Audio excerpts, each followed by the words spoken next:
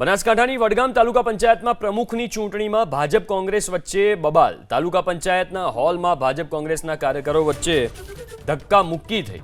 ભાજપે કોંગ્રેસના એક ઉમેદવારને ઉઠાવ્યા હોવાનો આરોપ લાગ્યો છે।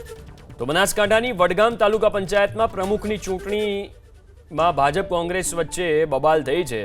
તાલુકા પંચાયતના હોલમાં જ બંને પક્ષના કાર્યકરો આમને સામને આવી ગયા, ધક્કા મુક્કી કરવા लाग्या। ચૂંટણી પહેલા તો આવી ઘણી બબાલો આપણે જોઈ, હવે આ ચૂંટણી બાદની બબાલ।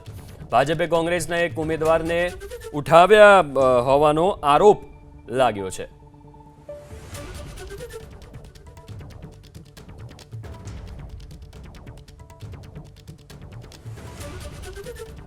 તો બનાસકાંઠાની વડગામ તાલુકા પંચાયતને લઈને આ સમાચાર, જ્યાં પ્રમુખની ચૂંટણીમાં ભારે માથાકૂટ થઈ। ભાજપ અને કોંગ્રેસના કાર્યકરો ઉપસ્થિત હતા, બંને આમને સામને આવી ગયા। આરોપ એવો લગાવ્યો કોંગ્રેસે કે ભાજપે એમના કાર્યકરને ઉઠાવી લીધા છે। આ આરોપ ઉમેદવારને ઉઠાવી લીધા છે, આ આરોપ લગાવવામાં આવ્યો છે। ભાજપ કોંગ્રેસના કાર્યકરો આમને સામને આવી ગયા, બંને વચ્ચે ધક્કામુક્કી પણ થઈ। આ દ્રશ્યો તમે જુઓ સ્ક્રીન ઉપર, ગેટ पर કેટલા બધા લોકો જમા થઈ ગયા છે। ગેટ પર ધક્કામુક્કી થઈ, જે બાદ જે કાર્યકરો છે એમના વચ્ચે બોલાચાલી થઈ અને બાદ ત્યાંથી એક વ્યક્તિને લઈ જવામાં પણ આવી રહ્યા છે। તમે દ્રશ્યોમાં પણ જોઈ શકો છો, ભાજપ અને કોંગ્રેસના કાર્યકરો આમને સામને આવી ગયા છે। વડગામમાં આ સ્થિતિ સર્જાઈ। સંવાદદાતા રતન ફોનલાઈન ઉપર જોડાયા છે। રતન, આખો મામલો શું હતો ને અત્યારે શું સ્થિતિ છે? એ ચોક્કસથી વાત કર્યા છે। વડગામ તાલુકાના જે તાલુકા પંચાયતની જે प्रमुख ने उपप्रमुखનો મામલો હતો, તે કોંગ્રેસને બહુમતી હોવા છતાં એ કોંગ્રેસના એક ઉમેદવારને જે ઉઠાવ્યો હતો ને તેને કોંગ્રેસને જે તેનીવાડા સીટ ઉપરનો જે ઇરફાન મુહમ્મદ ભાજપના જે ઉમેદવાર હતો તે પોતે લાવ્યા હતા અને તેને તે પંચાયતની અંદર આમને સામને છે કે પ્રથમ ફેસ થઈ હતી, તેને લઈને અત્યારે તો જે તાલુકા પંચાયત વડગામ તાલુકામાં વધુ હોબાળો થયો છે। હવે જોવાનું રહેશે કે આ બંને આ પક્ષના અંદર કોણ પ્રમુખ અત્યારે બની રહ્યા છે, જોવાનું રહ્યું છે। આભાર રતન વિગતો આપવા માટે।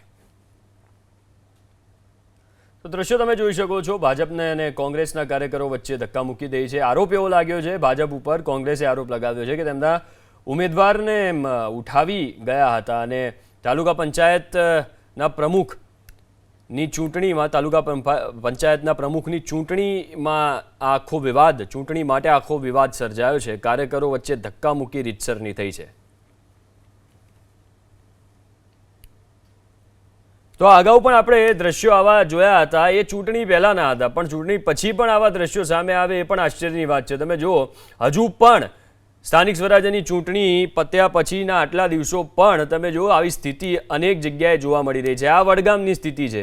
ભાજપ અને કોંગ્રેસના કાર્યકરો પહેલા ભેગા થાય છે અને પછી સામને સામને આવી જાય છે, બોલાચાલી થાય છે, પછી બબાલ થાય છે। આરોપ એવો લાગે છે, કોંગ્રેસ એવો આરોપ લગાવે છે કે ભારતીય જનતા પાર્ટી એમના ઉમેદવારને ઉઠાવી ગઈ છે અને એટલે જ આ બોલાચાલી થાય છે, આ બબાલ થાય છે। પોલીસની હાજરીમાં પાછી બોલાચાલી થાય છે, એ પણ તમે જોઈ શકો છો।